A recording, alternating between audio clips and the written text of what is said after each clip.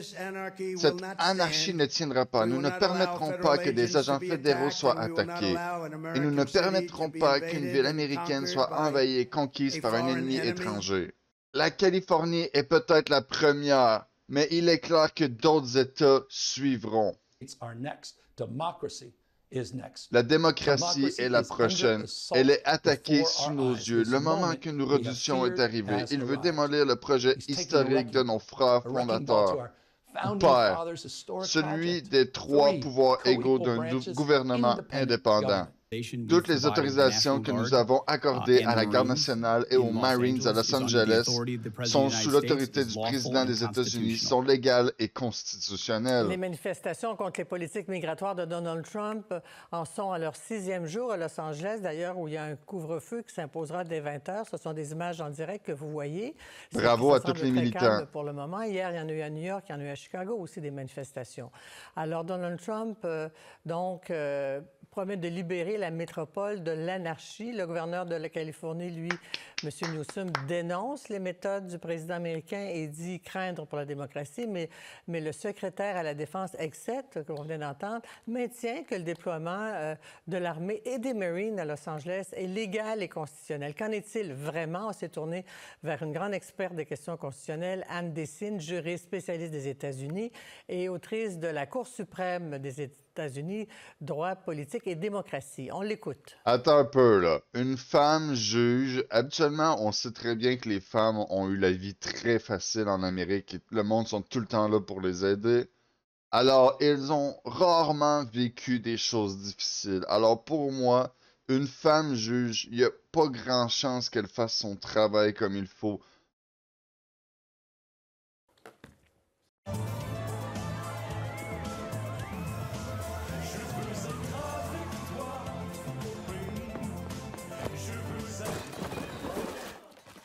Il serait peut-être temps de passer nous voir.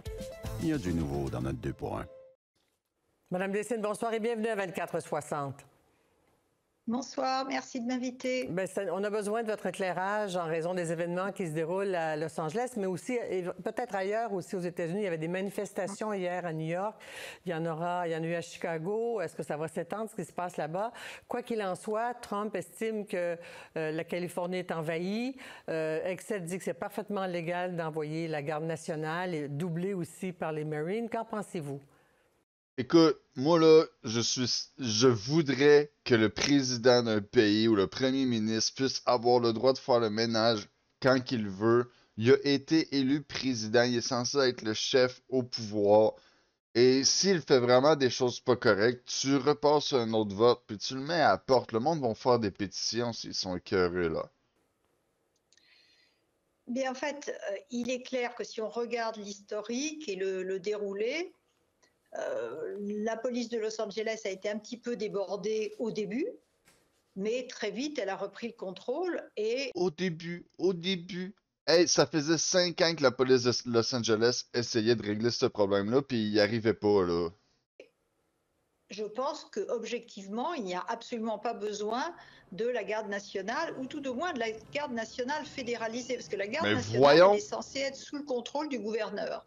Et là, attends un peu, là. Ils n'ont pas seulement besoin de la Garde nationale, ils ont besoin des Marines, puis beaucoup de militaires. Pour moi, là, juste avoir une couple de policiers qui gèrent ça, c'est mettre la vie des agents de la paix en jeu, là, sincèrement. Qu'a fait Trump, il l'a fédéralisé sans même prévenir le gouverneur, alors que le texte de loi qu'il invoque, c'est une section du Code des États-Unis 12406, etc., autorise le président à faire ce qu'il a fait, à fédéraliser la Garde nationale. Mais il était censé prévenir le gouverneur, c'est-à-dire en parler avec lui. Et le gouverneur, là, aurait pu lui dire qu'il n'avait pas besoin que Trump s'en mêle. Attends un peu, là, mais Trump, il savait déjà que le gouverneur allait répondre négativement, là. Fait que ça sert à rien d'en parler à quelqu'un que tu le sais qui t'écoutera pas. C'est un petit peu comme l'histoire des tarifs. Ça sert à rien qu'ils viennent au Canada puis qu'ils se mettent à parler avec nous autres pour les tarifs. On n'est pas capable d'y donner une entente parce que nos leaders sont têtus. Ils veulent pas admettre que c'est nous autres qui est dans le problème sur cette histoire-là. Là, les médias, là, constamment, ils disent « Ah, les tarifs, c'est de la faute aux gros méchants États-Unis. » Mais si tu regardes dans l'histoire, c'est nous autres qui mettaient les tarifs aux États-Unis. Le gouverneur Newsom est un ennemi juré de Donald Trump. Donald Trump dit vouloir invoquer la loi sur l'insurrection de 1807. Est-ce qu'on était en situation d'insurrection ici? Alors, il y a deux choses. Déjà, il avait voulu invoquer cette loi en 2020 au moment des émeutes. Et là, il y avait des vraies émeutes de Black Lives Matter. Mais à l'époque, il y avait des vrais républicains et pas des gens à sa solde. Et donc, son ministre de la Défense, Esper, son général en chef des armées et son conseiller juridique, McCann, l'en avaient dissuadé. Et donc, il était resté très fâché et il était déterminé, cette fois-ci, à faire le nécessaire. Alors, pour le moment, Il était resté très fâché. Je crois pas qu'il soit impliqué émotionnellement là-dedans. Tu vois, c'est ça qu'elle, elle comprendra jamais parce que les femmes sont plus investies émotionnellement dans ce qu'ils font et ils sont moins rationnels dans leur façon de penser. Trump, lui, est plus rationnel. Il a vu un problème, puis il veut le régler pour améliorer la vie des citoyens qu'il veut protéger. On voit très bien que ces personnes-là étaient dangereuses et prêtes à mettre la vie des citoyens en jeu s'ils perdaient un petit peu de leurs droits. Puis là, ça, c'est un combat contre des immigrants illégaux. C'est pas des combats contre les immigrants, là. il n'a pas invoqué la loi sur l'insurrection parce qu'il se doute quand même que ça susciterait sans doute encore plus de manifestations. Cela étant, quelque part, il a envie d'avoir des manifestations parce que, comme c'est ensuite il y a de désinformation dans la blogosphère, il paraît que les Russes s'en mêlent aussi, ça lui permet de dire, vous voyez, ils cassent les voitures, ils mettent le feu, donc il faut effectivement que j'invoque la loi sur l'insurrection. Je pense pas que Trump ait envie de quoi que ce soit. Lui, il a envie que ça se termine parce que c'est pas bon nécessairement pour son image politique de faire ça. Mais en même temps, c'est des problèmes qu'il faut qu'ils se règlent. Il faut se rappeler que les immigrants illégaux, ils viennent de partout dans le monde. C'est juste que eux, la raison pourquoi ils ont du support, c'est parce que au Mexique, il y a ce qu'on appelle un cartel. Puis le cartel, il a envoyé beaucoup de personnes aux États-Unis. C'est eux qui repassent le plus de fentanyl et de drogue dans les États-Unis. Et ces personnes-là, en ce moment, ils sont fâchés parce qu'ils ne peuvent plus le faire. Il y a un mur, il y a du monde qui les en empêche, les gardes-côtes. Trump, il est pas fâché. Il fait juste régler un vrai problème qui est présent, puis qu'on a un petit peu, nous autres aussi, au Canada, puis qu'il faut absolument qu'on règle. Il est en train d'habituer, je ne sais pas s'il va le faire, mais il est en train d'habituer l'opinion publique parce que, au lieu de parler d'immigration illégale, il parle d'insurrection, il parle de terrorisme, c'est-à-dire le langage très très fort pour accréditer l'idée qu'à un moment, il faudra, puisque les démocrates ne font pas le boulot, que l'administration fédérale, lui, et ses troupes interviennent. Je pense pas qu'elle regarde les nouvelles des deux côtés. Elle regarde seulement les gauchistes puis les postes de nouvelles qui disent des choses contre Trump. Parce que quand tu écoutes les speeches à Trump, il parle très clairement d'immigrants illégaux, puis ils sont très clairs sur le fait que si les manifestations étaient pacifiques, il n'aurait pas utilisé la force. Osé souhaiter l'arrestation du gouverneur. Il y a eu d'autres arrestations de personnes en autorité depuis quelques semaines. Même une juge a été arrêtée. Oui. Bon, alors, Ouais, est-ce que c'est un récit que construit Donald Trump pour imposer un leadership autoritaire, au fond? Non. Ah oui, c'est même pas un leadership, c'est un pouvoir autoritaire, autocratique. Il veut diriger les États-Unis comme il dirige son empire, c'est-à-dire tout le monde est aux ordres, tout le monde obéit, aucun contre-pouvoir, sauf que le système politique américain, en raison de l'histoire, il est bâti sur les contre-pouvoirs. Mais si les gens seraient vraiment patriotes là, de leur pays, je pense qu'ils écouteraient ce que le premier ministre a à dire, puis ils agiraient en conséquence. Les citoyens ont voté pour quelqu'un. Si t'es contre cette personne-là, t'es contre les citoyens. C'est pas dur. Le monde, il paye des taxes, puis tout le temps que t'es là à rentrer en conflit contre le premier ministre ou le président, c'est du temps que tu perds, que t'es pas en train de régler des vrais problèmes, puis que les citoyens te payent pour rien. C'est presque de la corruption. Contre-pouvoirs horizontaux, le Congrès, le judiciaire, etc., sauf le Congrès est aux ordres. Pour le moment, Les juridictions de première instance résistent. On va voir ce qui va se passer quand nous arriverons à la Cour suprême. Mais il s'en prend aussi aux autres contre-pouvoirs qui sont très importants. Les universités, les cabinets d'avocats. Et dans le système fédéral américain, les États sont un contre-pouvoir. Et en fait, Attends un peu, là. Dans les universités, je sais pas si vous avez vu, il y a des gens qui ont pris des bactéries, des virus, puis qui les faisaient traverser la frontière chez nous, puis ils ont été arrêtés dans des universités connues.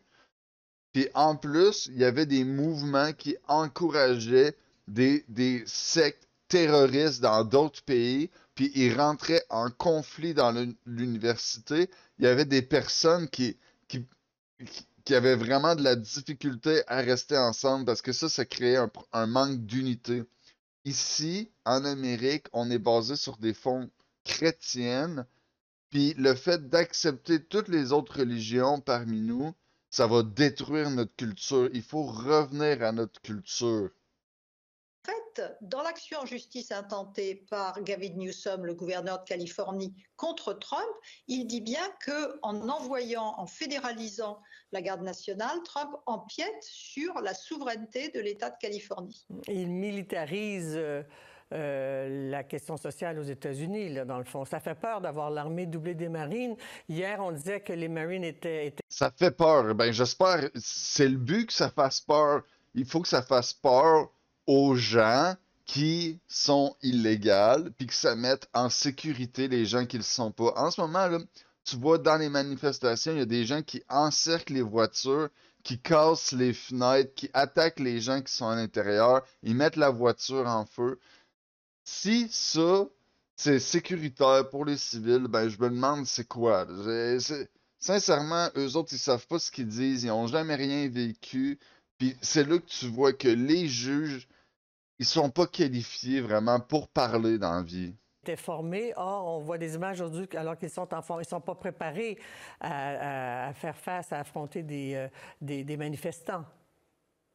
Ben, ils sont formés à autre chose. Les Marines, c'est pour attaquer durant la guerre, et le terme, c'est user de la force mortelle, c'est-à-dire on tue l'ennemi. Et donc, c'est malheureux, ils sont basés à l'extérieur de Los Angeles pour le moment, et on leur... C'est fou la désinformation qu'ils font. Les militaires, ils se pratiquent, ils font des combats entre eux, ils font des simulations. Ils font pas juste leur apprendre à tuer les gens. Ils leur apprennent à se combattre contre des gens, à combattre les feux de forêt, tu sais. Leur but, c'est pas juste de tuer des gens. Si elle pense vraiment que les personnes de l'armée font pas d'aide humanitaire et des choses comme ça, je comprends pas. On leur enseigne comment on fait une prise pour mettre par terre un manifestant, comment on l'arrête en essayant de pas trop le tabasser, mais ils sont pas du tout... Ils ont déjà des techniques. Arrête, là, ils n'ont pas besoin de leur montrer à se battre. Mais voyons, elle vit dans quel pays? Tout formés à cela, et ils ne sont pas nécessairement formés à quelque chose qui est théoriquement très important, qui est la désescalade. Les troupes qui sont en face des manifestants, théoriquement, doivent faire de la désescalade. En même temps, cette question aussi, c'est pas vrai. De dire que si on brûle le drapeau américain, on devrait être emprisonné. Est-ce qu'il n'y a pas un contraste ou un paradoxe, une contradiction entre de M. Trump maintenant et le fait que le 6 janvier, il écoutait la télévision et regardait les Proud Boys et autres envahir le Capitole, des émeutiers dont il dit aujourd'hui qu'ils sont des héros nationaux et qu'il a pardonné pour la plupart. Oui, il les a graciés, y compris ceux qui étaient condamnés à 18 ou 20 ans de prison. Il y a bien sûr un double discours.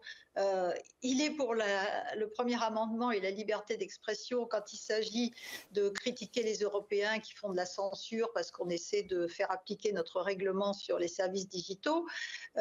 Il accuse les universités de faire de la censure et d'empêcher les étudiants juifs de s'exprimer. Mais lui, il interdit à tout le monde de s'exprimer. Il a rayé certains mots des ministères. Là, ils ont parlé d'un conflit qui s'est passé avec Trump, puis ils continuent à montrer des émeutes de Los Angeles. Les deux, ils ont passé un par-dessus l'autre, comme si ça serait ça. Mais là, c'est pas ça qui s'est passé pantoute. Puis il faut que tu te rappelles que même Trump, il a dit encore, quand il a perdu son élection, lui, il est sûr que l'élection elle-même était corrompue. Puis il dit encore jusqu'à ce jour. Fait que c'est normal qu'il sorte du monde de prison, des affaires de même, quand il pense lui-même que le monde soit corrompu. Moi-même, je suis sûr à 100% que les juges, les avocats, c'est des gens corrompus. On ne peut plus dire genre, on ne peut plus dire. Il a retiré des historiques de héros noirs ou de héros indiens du ministère de la Défense. Donc, on est presque en 1984, on est le double langage, enfin vraiment le deux poids, le mesure, et l'arbitraire. Bon, on va vers un régime autoritaire, mais ce qui est frappant, c'est l'arbitraire. Quelqu'un ne l'aime pas, il va essayer de le mettre en prison, etc. Alors, le Non. drapeau, il faut se rappeler que la Cour suprême, dans une jurisprudence datant des années 60, avait autorisé, enfin 70 en fait, c'était au moment où les manifestants brûlaient le drapeau lorsqu'ils manifestaient contre la guerre du Vietnam. Et la Cour suprême avait considéré que brûler le drapeau, c'était une forme acceptable d'exprimer son opposition à la guerre. Non, ce qui est plus gênant, ce sont les Attends un manifestants. peu, là. C'est plus comme ça que ça se passe aux États-Unis. Faut que tu te rappelles que récemment, là, quand il y avait la LGBTQ dans les écoles, là, ils ont fait brûler des. Il y a quelqu'un qui a fait brûler un drapeau de la LGBTQ puis qui s'est fait arrêter pour ça, ok? Les gens qui s'attaquaient au drapeau de la LGBTQ se sont fait arrêter. Fait que oui, t'as pas le droit de brûler un drapeau aux États-Unis. Puis je pense que c'est la même chose au Canada. Qui brandissent le drapeau mexicain, parce qu'évidemment, c'est instrumentalisé par les républicains qui, en boucle, montrent ces gens-là qui n'aiment pas les États-Unis, puisqu'ils défilent avec. Non, ils, ils ont le drapeau mexicain parce que le plus de personnes qui traversent la frontière, c'est des Mexicains parce qu'ils sont sur le pays qui est juste à côté. Puis il y a le cartel qui les supporte, c'est le monde du cartel qui les font traverser la frontière. avec le drapeau d'un pays étranger, ce qui accrédite l'idée d'une invasion d'un ennemi étranger et l'idée d'une insurrection. Vous évoquez dans le fond Stephen Miller, l'idéologue aux côtés de Donald Trump, qui dit justement, ou qui a publié, regardez tous ces étrangers avec le drapeau mexicain, c'est la preuve que LA, Los Angeles, est un territoire occupé. C'est Voilà, vrai que c'est tout une à fait. preuve. En fait, c'est pour ça que les démocrates sont dans une situation très, très difficile. Ils ont été très mauvais pendant 4 ans. Ils ont laissé la situation de l'immigration exploser.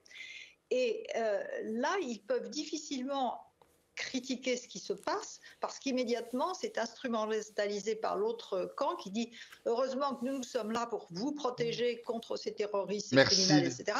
Parce que les démocrates sont pour Merci les agents de la paix d'avoir protégé les gens. Merci aux militaires d'avoir débarqué là, d'avoir fait votre travail. On va se rappeler longtemps de vous. Continuez comme ça. S'il vous plaît, faites un tour au Canada. l'entrée et que ces démocrates restent là. Cela étant, l'opinion publique voulait une régularisation de la situation, c'est clair. Mais l'opinion publique, elle croyait, parce qu'on lui a vendu, que Trump arrêterait les criminels. Or là, il arrête de façon indiscriminée parce qu'il veut faire du chiffre et il met une pression terrible sur ICE, la police de l'immigration, pour qu'ils arrêtent, ils arrêtent. La ministre de la Justice a dit, c'est fantastique, nous avons arrêté 190 personnes. Donc, Ah, il y c'est a fantastique, ben oui. 2 quartiers qui sont à feu et à sang à cause de la fédéralisation de la garde nationale, tout cela pour arrêter 190, alors qu'il avait Attends dit... un peu, mais ça durera pas longtemps, hein?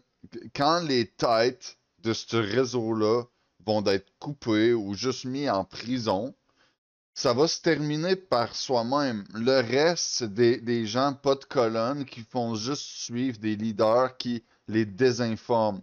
Regarde, là, il y a un enfant dans la rue en ce moment en train de faire la merde, là. Si ses parents sont où? Prends ton enfant puis ramène-le chez vous avant qu'il reçoive une grenade lacrymogène. J'en renverrai, je ne sais pas combien de centaines par jour. Oui, Stephen Miller déclarait hier, enfin, dans une rencontre dont on rapporte le contenu qu'il voulait, qu'il souhaitait que ICE arrête et expulse 3000 migrants par jour. On est très, très loin du compte. En terminant rapidement, est-ce que Gavin Newsom, qui se présente comme une force de résistance à Donald Trump, peut s'imposer au nom des démocrates? Parce qu'on entend peu de choses des démocrates. Alors, ils sont très silencieux, ils sont sous le choc, il y a 2 stratégies, ils ne réussissent pas à se mettre d'accord. Bon, Gavin Newsom a des ambitions présidentielles, donc il faut faire attention à ce qu'il dit. Bon, il essaie de profiter de la visibilité que lui donne la situation, et c'est une bonne chose parce qu'au moins il exprime des choses importantes, ce à quoi vous faisiez allusion, quand il dit que c'est une attaque contre la démocratie. Mais il faut se rendre compte que Biden d'abord et Kamala Harris ont fait campagne sur l'attaque contre la démocratie, le danger que Trump représentait pour la démocratie. Ça n'a absolument pas accroché. Et quand Bernie Sanders et AOC, Alexandra Ocasio, font des meetings avec beaucoup de monde, mais en dénonçant, ce qui est vrai, la plutocratie, le règne de l'argent, les oligarques, Musk et les petits camarades, c'est vrai, mais en fait, ça demeure très abstrait pour les gens que les démocrates cherchent à convaincre. Il faut revenir. Alors, les droits de douane, c'était un... Tu vois, il y a de quoi que ils ont fait récemment dans les bureaux avec Trump, puis c'est des prières chrétiennes. Les libérales, là, ils auraient jamais fait des prières chrétiennes. À la place, ils auraient fait des avortements, puis ils les auraient offerts à des dieux qu'on connaît même pas. Bon sujet à cet égard, parce qu'on voyait bien que le coût de la vie augmentait, alors que Trump avait dit, moi, je vais baisser le coût de la vie dès le premier jour. Oui, puis écoute, s'il y a une crise de logement, ça veut dire qu'il y a beaucoup de personnes qui achètent des logements, qui prennent de la place, des immigrants qui arrivent en masse. Et puis là, il n'y a pas assez de logements pour abriter le monde. Le prix du logement va augmenter. Il va y avoir de l'inflation. Puis c'est en partie à cause de tout ça. Écoute, avec le nombre d'enfants que les femmes produisent sous un régime libéral, on serait même pas censé augmenter notre population vite comme ça. Les femmes, là, ici au Canada, il y aurait besoin de produire 2 enfants et demi, je sais pas quand tu vas avoir les demi, 2 enfants et demi pour réussir à garder la tendance qu'on avait dans le temps. Mais en ce moment, les enfants, ils ont entre et 2 enfants. Les femmes ont entre 1 et 2 enfants. Alors, ils seraient même pas censés avoir une crise du logement en ce moment au Canada. La seule raison, ça serait à peu près les immigrants. Puis aussi le monde qui achète et qui revend des blocs et qui font juste le rendre plus cher à chaque fois. Et toi, Chewie, crois-tu que c'est à cause des gens comme toi que la crise du logement est là?